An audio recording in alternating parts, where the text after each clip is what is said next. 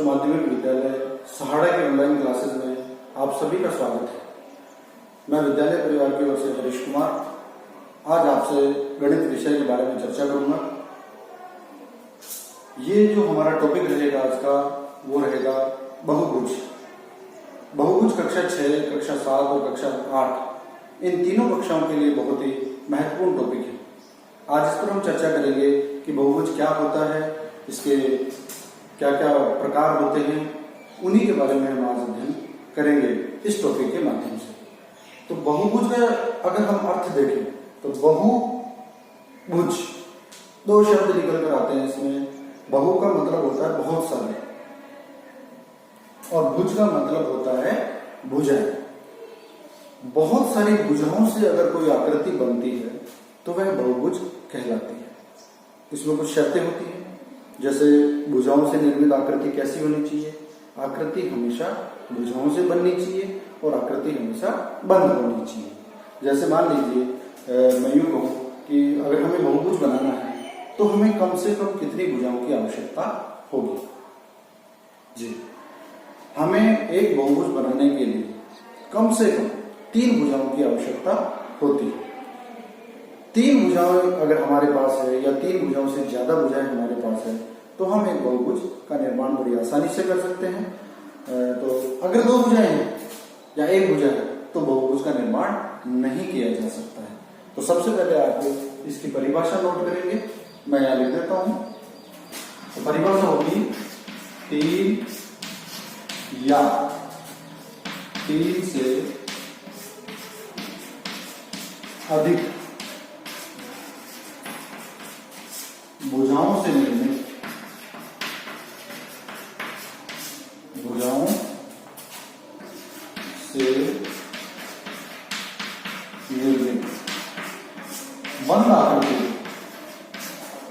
बंद आकृति को बहुभुज कहते हैं।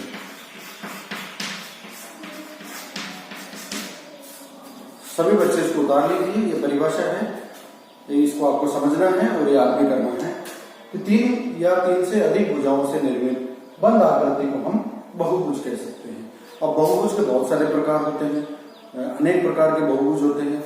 बहुभुज का अगर नामकरण की बात करें तो भुजाओं के आधार पर इनका नामकरण किया जाता है। जैसा मैंने कहा कि कम से कम भुजाएं 3 होनी चाहिए। 3 भुजाओं से कम अगर भुजाएं हैं तो बहुभुज का निर्माण संभव नहीं है। तो आइए हम इसके कुछ एग्जाम्पल देखते हैं। जैसे मान लीजिए मैं यहाँ 3 भुजाओं से बनने वाले आकृति को बनाता हूं। शर्त हमेशा ध्यान रखना कि आकृति हमेशा बंद होनी चाहिए।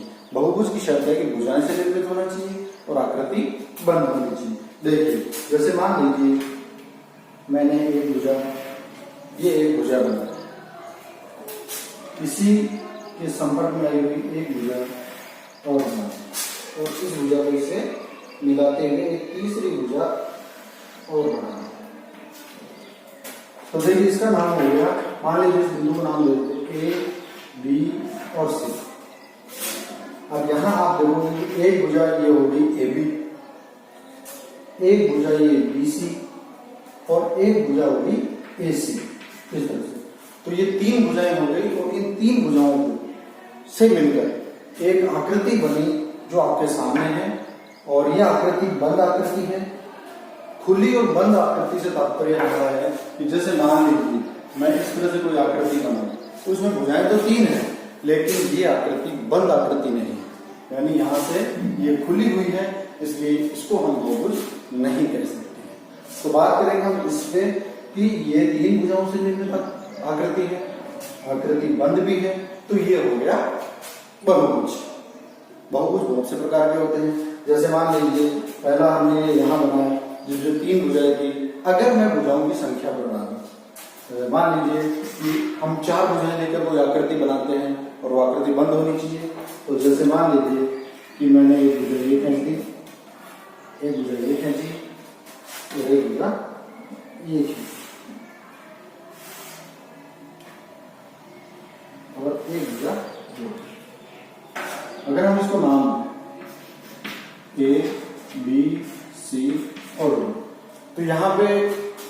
आपको चार भुजाएं दिखाई दे रही हैं, जैसे AB भुजा, BC भुजा, CD भुजा और AD या DA भुजा। तो ये चार भुजाओं से निर्मित आकृति हो गई और ये आकृति भी बंद है, इसलिए हम इसको कहेंगे बहुभुज। ये भी हमारा बहुभुज है। तीसरी आकृति अगर हम बात करें, ऐसे भुजाओं की संख्या हम बढ़ाते जाते हैं। प्रयास करना आगे और भुजाओं को बनाकर। तो एक बार और हम प्रयास करते हैं, एक आकृति और हम यहाँ पे बना लेते हैं।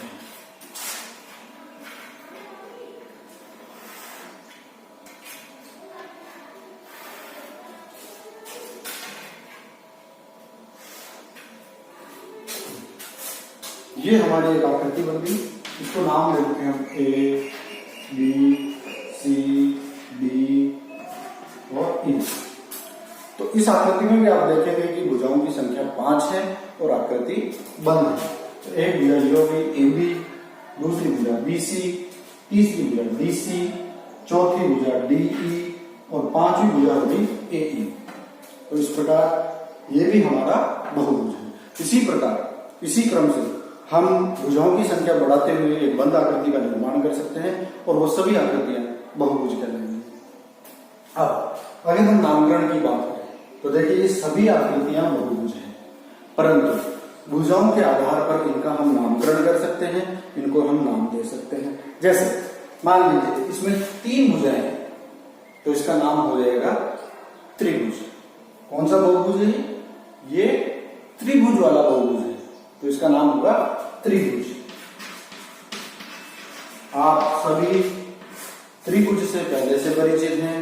3 भुजाओं से निर्मित बंद आकृति को हम त्रिभुज कहते हैं। अब बात करते हैं इस आकृति की। इसमें भुजाओं की संख्या है 4, तो इस आधार पर इसका नाम हो जाएगा चतुर्भुज। इसका नाम हो जाएगा चतुर्भुज। चतुर्भुज की परिभाषा क्या होगी? 4 भुजाओं से निर्मित बंद आकृति को हम चतुर्भुज कहते हैं। बात करें इस तीसरी आकृति की, इसमें 5 भुजाएं हैं और 5 भुजाओं के आधार पर इसका नाम हो जाएगा पंचभुज। जी हाँ, लिख लीजिए पंचभुज। ये तीनों बहुभुज हैं, लेकिन भुजाओं के आधार पर हमने इनका नामकरण किया।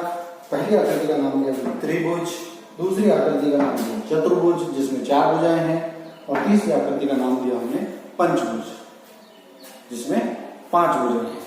इसी प्रकार आप आगे क्रम में बढ़ते जाओगे तो 6 भुजाओं से बनी हुई बंद आकृति को हम षटभुज कह देंगे, सप्तभुज हो जाएगा, अष्टभुज हो जाएगा, नवभुज हो जाएगा और 10भुज हो जाएगा। तो इस तरह से हम भुजाओं के संख्याओं के आधार पर उनका नामकरण करते जाएंगे। ठीक है दोस्तों, देखो यहां मैं आपको बताना चाह रहा हूं कि आकृति हमेशा बंद होनी चाहिए और भुजाओं से निर्मित होनी चाहिए। देखो कंफ्यूजन क्या होता है, जैसे मान लीजिए मैंने एक भुजा ये बना दी, एक भुजा मैंने ये बना दी और यहां से मैंने इसको इस तरह से यूं मिला दिया। अक्सर आपसे ऐसे सवाल पूछे जाते हैं कि बताइए क्या ये बहुभुज है? तो हमारा उत्तर होगा नहीं, यह बहुभुज नहीं। अब इसकी वजह क्या है? हम इसकी परिभाषा में पहले ही पढ़ चुके हैं कि 3 या 3 से अधिक भुजाओं से निर्मित बंद आकृति को हम बहुभुज कहते हैं। यहां हम बात करें तो देखिए ये भुजा है, मान लेते हैं भुजा है, बिल्कुल सही बात है। ये भुजा है, ये भी सही बात है। लेकिन अब अगर हम तीसरे इसके भाग पर ध्यान दें तो ये भुजा नहीं है, ये भुजा नहीं है। और जब भुजा नहीं है तो ये बहुभुज भी नहीं। हमेशा बच्चों ध्यान रखना कि सीधी रेखा ही भुजा कहलाती है, और अगर रेखा को यूं से तिरछा बनाना तो इसको बोलते हैं वक्राकार आकृति, मुड़ी हुई आकृति या वक्राकार आकृति, टेढ़ी मेढ़ी जिसे हम कह सकते हैं। तो यह हमारा बहुभुज नहीं। इसी तरह से मान लीजिए हमारे पास इस तरह से कोई क्वेश्चन आ जाए और आपसे पूछा जाए कि क्या ये बहुभुज है, तो आपका जवाब होगा नहीं, यह बहुभुज नहीं। कारण बच्चों वही है कि ये बंद नहीं है, बंद आकृति होनी चाहिए और भुजाओं से निर्मित होनी चाहिए। तभी वह बहुभुज कहलाता है। तो अब मैं उम्मीद करता हूँ कि ये बहुभुज आपको समझ में आ गया होगा।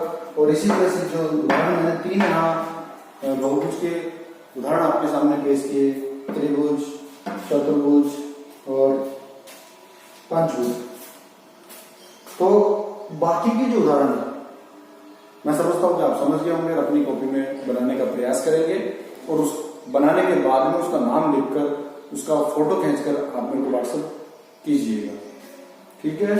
तो अब इसके बाद में हम नेक्स्ट टॉपिक में ले लिया हम अपना त्रिभुज। हम एक छोटे से ब्रेक के बाद में फिर मिलते हैं, त्रिभुज के बारे में उसमें अध्ययन करेंगे। ब्रेक के बाद में आपका स्वागत है एक बार फिर से हमारी ऑनलाइन क्लासेस में।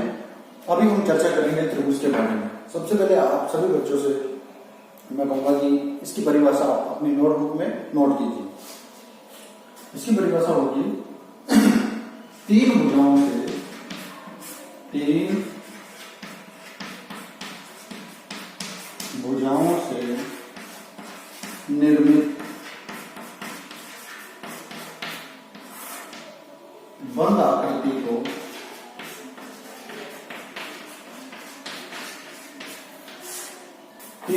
से निर्मित बंद आकृति को त्रिभुज कहते हैं। त्रिभुज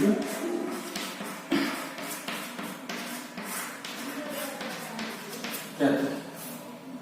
3 भुजाएं होनी चाहिए, आकृति बंद होनी चाहिए। जैसे मान लीजिए हम यहां इसकी आकृति बनाते हैं, एक भुजा, 2 भुजा और ये होगी हमारी तीसरी भुजा। इस प्रकार हम देखते हैं कि त्रिभुज है वो 3 भुजाओं से निर्मित होता है। नाम हम इसको दे देते हैं बिंदु ए, बिंदु बी और यहां का नाम देते हैं बिंदु सी। तो ये हमारा त्रिभुज है। अब हम देखेंगे कि त्रिभुज में क्या क्या विशेषताएं होती हैं, क्या क्या इसमें गुण होते हैं। तो सबसे पहले हम यहां लिखेंगे विशेषताएं।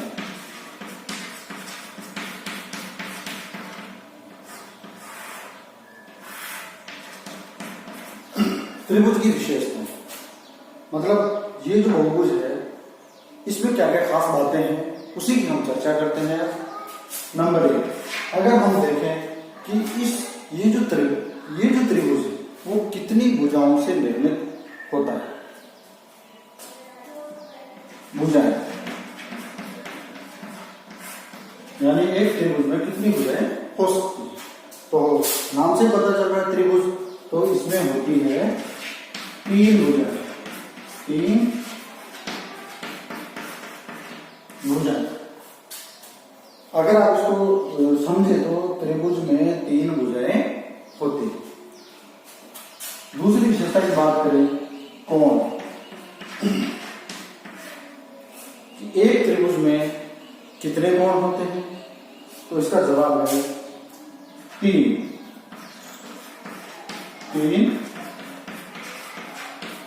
कोण। एक त्रिभुज में 3 कोण होते हैं।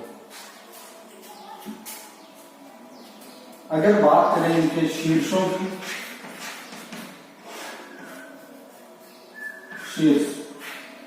शीर्ष का तात्पर्य है ये जो कोने आप देख रहे हैं यहाँ पे, ये वाले कोने।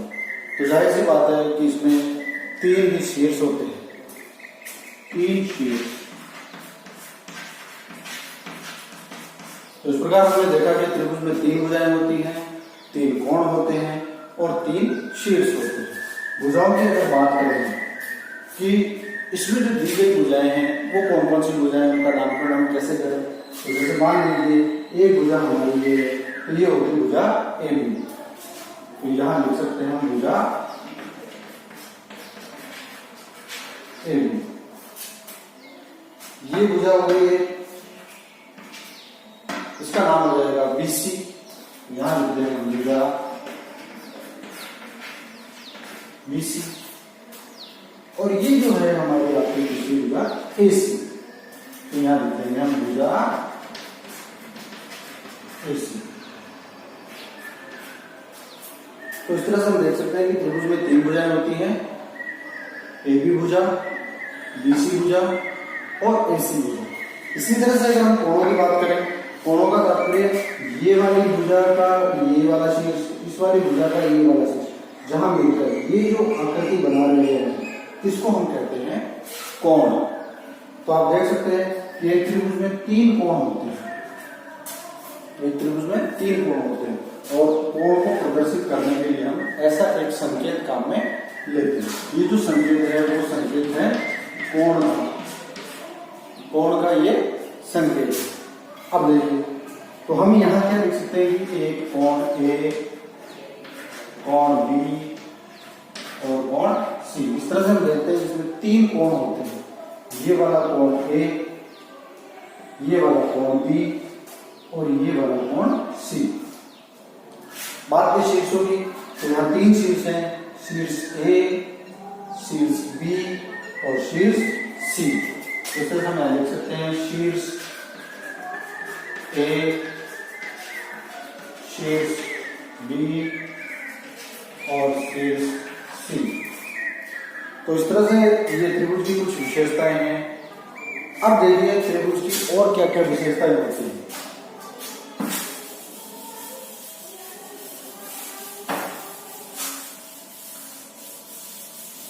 अक्सर परीक्षा में सवाल पूछा जाता है कि त्रिभुज में 3 कोण होते हैं तो उन तीनों कोणों का योग कितना होता है। ये अक्सर परीक्षा में सवाल पूछा जाता है कि त्रिभुज के तीनों कोणों का योग कितना होता है। तो बच्चों इसको याद रखना कि त्रिभुज के तीनों कोणों का योग 180 डिग्री होता है। हम लिख देते हैं यहाँ पे त्रिभुज के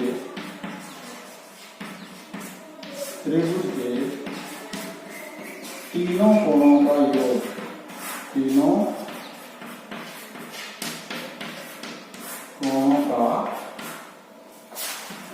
योग 180 डिग्री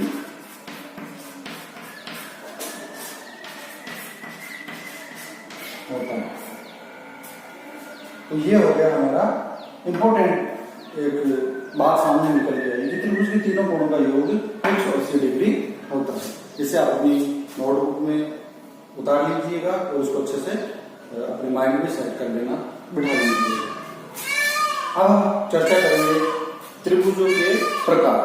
तो त्रिभुज के कितने प्रकार होते हैं इसकी हम चर्चा कर लेते हैं अभी।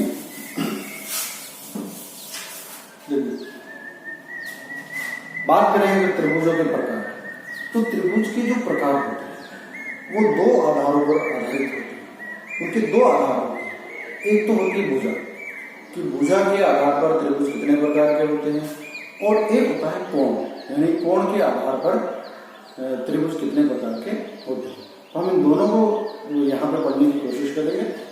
तो पहला हमारा ये हो जाएगा भुजाओं के आधार पर, भुजाओं के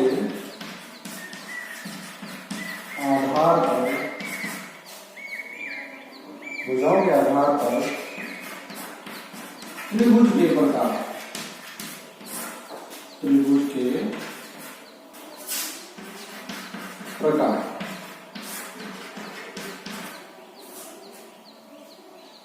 देखिए बच्चों, ये जो भुजाओं के आधार पर त्रिभुज का प्रकार बताया गया है, इसमें हम भुजाओं की जो माप होती है उसके आधार पर इनको परिभाषित किया जाता है। जैसे मान लीजिए मैं यहाँ 3 त्रिभुज बनाता हूं ताकि आपको अच्छे से समझ में आए। मान लीजिए मैं कहता हूं कि एक त्रिभुज ये है, इस तरह से आप देख सकते हो, इसमें 3 भुजाओं से निर्मित ये त्रिभुज है। नामकरण कर देते हैं इसका ए, बी और सी। एक त्रिभुज और भी बना देता हूं,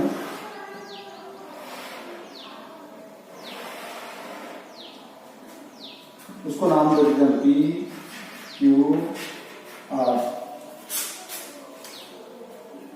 और तीसरा मैं त्रिभुज बना देता हूं इस तरह, ये है एस टी यू। इन आकृति को आप देख रहे हैं, 3 आकृतियां मैंने बनाई हैं, क्योंकि भुजाओं के आधार पर जो त्रिभुज के प्रकार होते हैं वो 3 प्रकार होते हैं। तो उन तीनों प्रकारों को मैं आपको समझाने का प्रयास कर रहा हूं। देखिए, मान लीजिए अगर इन भुजाओं की लंबाई में देख रहा हूं, ये 5 सेंटीमीटर भुजा है, ये वाली भुजा, ये वाली ऐसी भुजा है वो भी 5 सेंटीमीटर, और ये जो भुजा है ये भी 5 सेंटीमीटर भुजा है। तो बच्चों आप इसमें देखोगे कि क्या खास बात सामने निकल कर आ रही है इसमें, कि इसकी भुजाएं, तीनों भुजाओं की माप समान है। यानी हम कहें कि ये वाली भुजा, ये वाली भुजा और ये वाली भुजा, तीनों भुजाओं की माप समान है या तीनों भुजाओं की लंबाई एक जैसी है। तो ऐसा त्रिभुज जिसकी तीनों भुजाओं की माप बराबर होती है उसे हम समबाहु त्रिभुज कहते हैं। इसका नाम हो जाएगा समबाहु त्रिभुज। समबाहु त्रिभुज, सम का मतलब होता है बराबर, बाहु का मतलब भुजाएं। ऐसा त्रिभुज जिसकी तीनों भुजाएं बराबर बराबर माप की हो समबाहु त्रिभुज कहलाता है। अब बात करते हैं इस त्रिभुज की। जैसे मान लीजिए ये 5 सेंटीमीटर है, ये वाली भुजा भी 5 सेंटीमीटर है, और ये वाली भुजा 4 सेंटीमीटर। तो इसमें भी आप एक बात आपके सामने निकल कर आएगी कि इस त्रिभुज को अगर हम देखें तो इसमें भी एक चीज कॉमन है कि इसकी ये वाली भुजा यानी आर की और पी की भुजा बराबर माप की है, लेकिन इसकी जो तीसरी भुजा है वो है अलग माप की। तो यहाँ जो बात सामने आई वो ये आई कि इस त्रिभुज की 2 भुजाएं समान है। तो यदि किसी त्रिभुज की 2 भुजाएं बराबर या समान लंबाई की हो तो हम उसे समद्विबाहु त्रिभुज कहते हैं। ये हमारा हो गया समद्विबाहु त्रिभुज। समद्विबाहु त्रिभुज।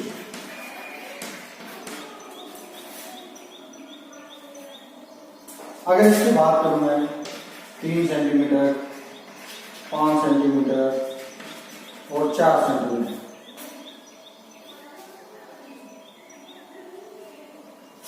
ये हमारा आखिरी त्रिभुज है, जिसमें देखेंगे आपकी कोई भी भुजा समान माप की नहीं है, यानी यहां कोई भी माप बराबर नहीं है।